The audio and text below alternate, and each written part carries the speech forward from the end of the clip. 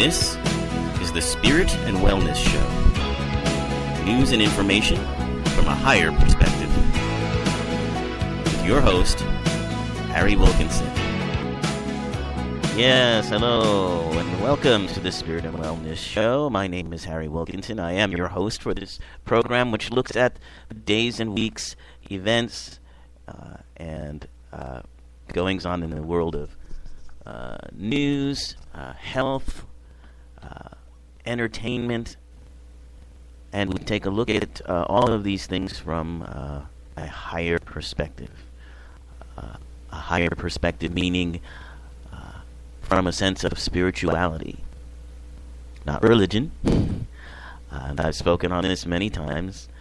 The difference between religion and spirituality is not just a matter of semantics. It's an entire. It's a sea change. It's a gulf between the two concepts, and this gets more illustrated seemingly in every day in our world as we see the religious structures that we have created begin to crack, for a better word, to begin to sort of stifle themselves with their own rigidity in many senses. It's a difficult time for religion, but it is an amazing time to become spiritually aware, as more and more people are doing. And that's kind of what this show is here to support. It's here to support, well, I do it for myself, to support my own awareness of spirit, and to help me and anyone else who's listening to interact with the things that we see and hear in the media, the world around us, and to interact with it in a way that is not stress-inducing, but helps us to grow and expand and remind ourselves who and what we really are. And that was religion's function. The very word religion comes from the Latin, which is religio, means to relink. The idea behind religion was to have a tool, a technology, if you will, to help you to remember who and what you truly are, which is part of the divine. It was a way to relink, remind yourself that you are part of divine mind. That's what religion's function at its best does. But religions, as we know them today, have come to mean institutions with very rigid belief systems that are not inclusive but exclusive in many ways. This takes it so far out of the realm of spirituality that it's kind of silly to suggest in many ways that religious functions, at least in the dogma that they engage in, have much meaning spiritually to human beings. We all have a spiritual nature. How that takes shape and form in our lives is as unique as individuals are unique. There are many different ways in which we experience and learn and work with our own spirituality. And we develop our sense of what is true for us through that ability of ours. Whether what we believe to be true is that there is no such thing as an afterlife, there is no such thing as God, that this life is all there is, whether that's your belief system, whether your belief system includes multiple levels of heavens and hells and angels and demons. However that displays itself, it all comes from the same source. It all comes from the same source. It all is how we create a story to tell ourselves who and what we are when words fail us. So, that is the essence, in a nutshell, of spirituality and what it means to us as human beings. And sadly, it's been co-opted by institutions. It's been misunderstood and ill-defined, if you will, so that people no longer even have an understanding of their own spiritual nature in many ways. Because spirituality has so much to do with not knowing, the unknown. Because your spiritual nature is essentially everything and nothing at once. It is more than what you can know. And that is very uncomfortable for people to live in the unknown, to live in the mystery, if you will. While many people like to watch mystery movies and read mystery books, they really don't want to live in mystery. They want things to be very clear-cut and very defined. And religious institutions help do that for your spirituality. They help concretize it, but they concretize it in such a way that it no longer is viable. It no longer has energy. It no longer changes as you change. It no longer serves you. So that's kind of what happens. We turn over our sense of spirituality to some institution, some belief system that takes those questions, takes that mystery out of our face, and we don't have to think about it anymore. And there's nothing wrong with that, but just understand that it is a convenience and has nothing to do with the actual truth of who and what you are, which, as I have said, is divine mind. All right, enough on that. So, today's show, I want to talk about a couple of things, because it's been 2 weeks since I've been able to do this show. Last week was Mother's Day, and so I was off on Mother's Day, spending time with Mom, which is a wonderful spiritual thing to do in and of itself. But during that time period, of course, so much has happened that I haven't been able to talk about. Everything from the discovery of these 3 girls in Ohio who had been missing for 10 years and held captive in a man's home, to an amazing, miraculous rescue in Bangladesh. And this current week, of course, those items have quickly sort of moved to the back burner as focus has shifted to some political problems. Namely, there's some sort of a so-called scandal in the IRS, and also in the Justice Department. So we're going to talk about those things too.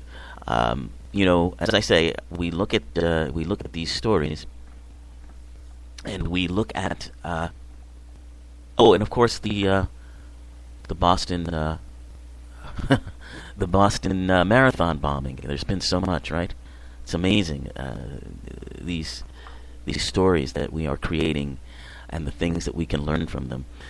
So I want to talk about themes, because these stories, as in any story, they have themes. And if you think about it, meditate on it for a little while, often those themes reveal themselves to you. And one of the themes that came forward for me in looking at these incidents is the theme of hope. And what I mean by the theme of hope is that quite often, what we see in front of us in the material world tells us one thing, and that may be very discouraging. It may stop us from understanding that there is hope. It may stop us from understanding that there's more to the world than what is presenting itself to us at the present moment. And in fact, often what is presenting itself at the present moment is nothing but an illusion of some sort. So I want to talk about that in the context of three situations. And also I want to talk about what I always talk about when we have these tragedies. When we talk about how we've created these incidents. These incidents are, for want of a better words, touchstones that bring us together, help us understand who and what we are, how we are all connected, how we are all one. They remind us, they relink us, they religio, and they help us to understand that there's more to what we see. And there's more than just sadness and loss. The physical world will always leave you wanting, will always feel a little bit like loss, because the physical doesn't last forever. The physical changes, falls apart, disappears, rearranges itself into different forms. So the form that you're used to seeing, when it no longer is there, whether that's the form of a treasured loved one or a pet or an institution or a way of being or a home or whatever it is, when it changes, it brings a sense of loss, because we feel like what we've come to see is no longer there. But what we know from particle physics and quantum physics is that nothing is ever gone. Everything just rearranges itself into a different shape and a different form. And getting used to those changes can be quite difficult when we are focused on outer circumstances, outer images, and we believe that is the truth of things. That's why we need to help ourselves by looking at things from a higher perspective.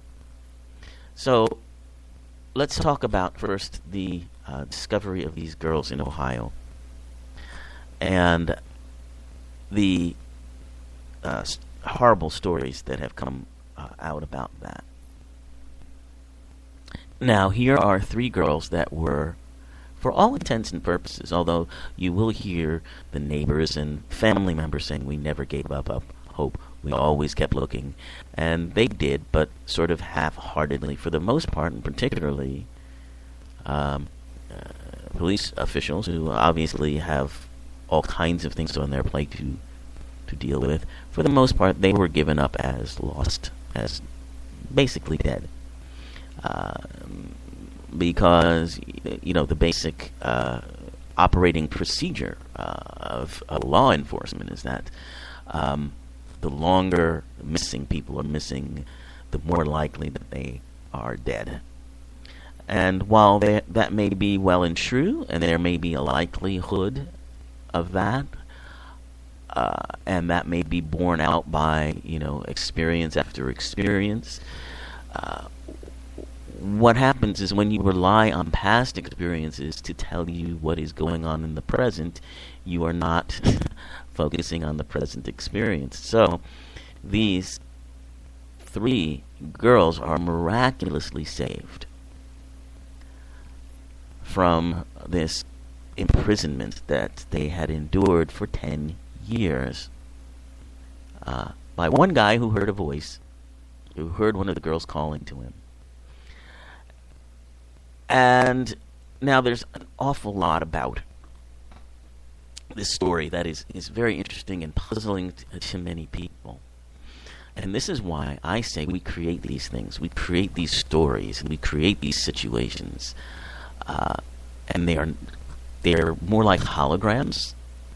I won't call them illusions because that kind of makes it seem like, fakery. It's not fakery. We create these sort of holographic situations that we certainly believe in the truth of. But if you take a look at this situation, you can start to see that there's just little things that don't quite make sense. How on earth 3 girls could stay for 10 years in the same house under the imprisonment of one man and no one know about it? How could family members of this man who woke in and out of the house not know about it? But for all intents and purposes, from what the investigation has shown us, this gentleman, and I use the term loosely, who had these girls chained up for so long, he had 2 brothers. They were originally arrested along with him, but what the investigation has borne out is that these 2 brothers had no idea what their brother was doing. In the same house, in the same neighborhood, for 10 years. People so upset, and every year holding vigils for these girls, looking for them, and not knowing that they're right there. Now, how is that possible? Well, that's what I'm saying. I'm saying we create, and not on a conscious level, but at the highest level of our being, we create these kinds of stories to help us understand, as I said, who and what we really are. These girls will take this experience that they've been through, and they will become some of the most amazing human beings you'll ever see.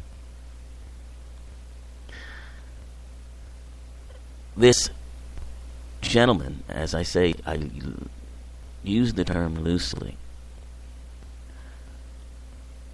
begins to understand that all of the torture he put these girls through were ways he was torturing himself. Because when you attack, when you try to hurt another, what you're doing is attacking yourself. You're trying to hurt yourself. And when we go beyond just the physical and we look at the spiritual, the spirit of these girls, that is still very much intact. Their bodies went through enormous difficulties. But who and what these girls are is as powerful and strong as ever. And that would be the case even if they lost their physical bodies. God forbid they passed away. Their spirit still remains. Even if you can't see it, even if you don't believe in an afterlife, you know that their spirit still exists because it remains within the consciousness of others who knew them. That's looking at things from a spiritual perspective. So, what am I trying to say here? This is something to remind us that hope is always with us. There's always a reason to hope. And however the outcome appears, it is an outcome that reminds us of the truth of who and what we are. Another story that happened with the same theme was this terrifying collapse of a building in Bangladesh, a factory where many, many workers were working. And the collapse of this unstable building caused the deaths of some 600 people. It was such a pile of rubble by the time the building finished collapsing that nobody thought anybody could possibly survive that. And yet, on May 10th, rescue workers found Reshma Bejum, and I hope I'm saying her name correctly, alive in the basement of this building. She'd been there for 17 days inside the rubble of this building. She even believed she would never see the light of day again. But they found her, and sadly, the death toll is estimated at about 1,000 people. But the discovery of this one woman really, once again, brought a sense of happiness and hope, and reminds us that there is hope always in the most horrific or seemingly horrific of circumstances. This collapse of this building has galvanized people all over the world and companies all over the world who understand that because they're supporting these garment workers being treated in the worst possible working conditions,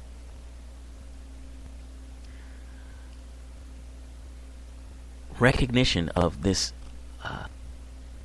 horrible state of affairs. This is not the only factory like this. In fact, there are many, many of them.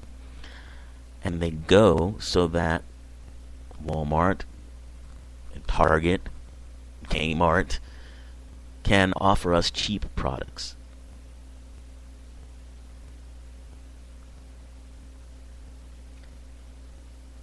And we get cheap products, inexpensive clothes and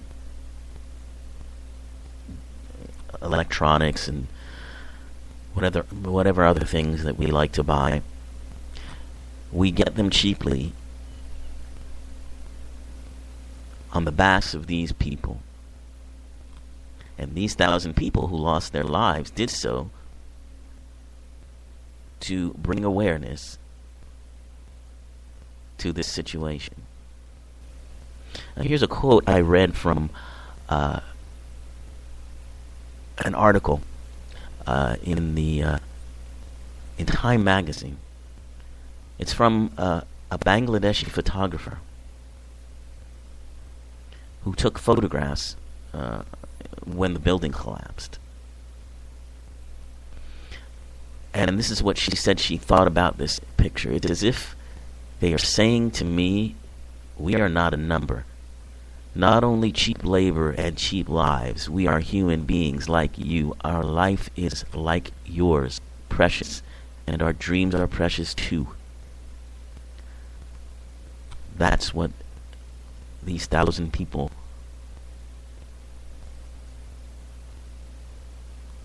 did to remind us of that. And so companies are signing on to new agreements that will hopefully prevent anything like this from ever happening again. And in doing so, we're also learning about the companies that won't support this sort of thing, that will try to continue to use people as cheap labor and cheap lives. And one of those companies is Walmart. Walmart refuses to get involved in this, to sign on to a new agreement about a new way of doing business that doesn't suck the lives out of people and put them in harm's way. That's Kmart. So now we know. Now you know. Now we know, at least I know, and hopefully you know, where we're not going to shop anymore. We know whose ads we're not going to support. We know whose company we are going to not only not patronize, but petition, if you've a mind to, as I sometimes do. Now we know, thanks to these 1,000 people. All right, now the third story regarding this hope has to do with the aftermath of the bombing at the Boston Marathon, in which there weren't as many deaths as, for instance, the Bangladesh situation, but there were many, many casualties. Many people lost limbs in that situation. And I want to talk about a gentleman we talked about on the show before. His name is Skip Rizzo. Skip works at USC. He has created a program called a company called the Institute for Creative Technologies, and he developed a virtual reality game, for lack of a better word, which is really a therapy for post-traumatic stress disorder for combat veterans. It's called Virtual Rack, and it has helped many veterans to overcome their traumatic stress disorder by letting them go through these situations in a safe environment, a realistic but safe environment. Gaming technology allows them to re-experience and gain control of these situations, which otherwise might haunt their nightmares. Well, what he's done now is to take this technology and retool it for use in helping the victims of this bombing attack at the Boston Marathon, helping them to overcome their terrors, their post-traumatic stress disorder, as well as helping the people who were called to respond to the bombing, the care workers, the ambulance and firemen and policemen, all of whom go through post-traumatic stress disorder when something of this nature happens. So he is using this virtual reality technique of his now to reach out to those who were deeply affected by that attack. That is another reason for hope. That is another amazing thing that situations like this give us the opportunity to understand. So, hope is always with us. And these incidents help us to understand that in a deeper and healthier way than we might in our normal days. So I do want to talk about stress a little bit, and in the next couple of episodes we'll be talking about stress, because unmanaged stress has some very surprising consequences which you might not associate with having a stressful day. If you're dealing with over a lot of stress, you may have overstimulation of the sympathetic nervous system, and that is similar to inflammation. And inflammation causes all kinds of disorders, among them cardiac arrhythmias, where your heart beats erratically, hypertension, of course, suppression of the immune system, so you get sicker easier when you're under stress. Gastrointestinal ailments, I think you understand what those are. Anxiety, just anxiety itself can be a debilitating situation. You may lose sleep, you may be defensive, you may feel isolated, you may have sexual dysfunction. All of these things are impacts of stress. So we're going to talk about ways to manage stress. And this show, of course, in looking at a different way of seeing the news, which can be a source of stress, is one way I've used to overcome the impacts of stress. I hope it works for you too. I hope you come back next week. Thanks so much for listening.